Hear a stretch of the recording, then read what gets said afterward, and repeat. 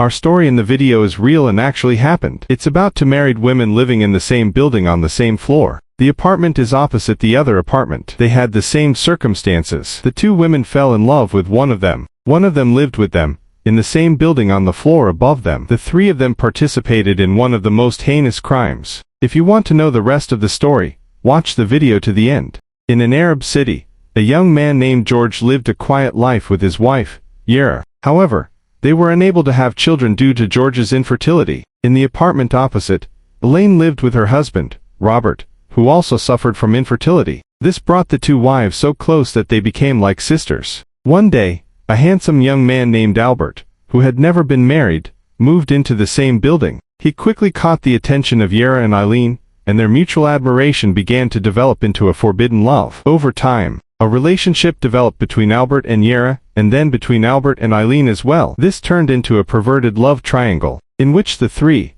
agreed to get rid of the two women's husbands, George and Robert, so they could live together without restrictions. The crime began with Yara's husband. One night, Yara waited for her husband, George, to fall asleep, then allowed Elaine and Albert inside. Albert held George's feet, and Yara pressed his face against a pillow, while Elaine shot him with a silencer. After killing him, the three cut the body into small pieces, and placed them in garbage bags. Albert transported the bags in his car to the desert, where he dumped them for wildlife to eat. They didn't remove the head, so no one would see it and identify it. Yara kept her husband's head in her apartment. She tried boiling it in hot water on the stove, and then grilling it to disfigure its features, but she failed. She decided to hide the head in the freezer until things calmed down. 2 days later, she went to the police to file a missing person report. During the investigation, the police discovered Yara's and her neighbor, Elaine's, relationship with Albert. Surveillance cameras captured Albert transporting the bags to the desert. He was arrested and confronted with the investigation,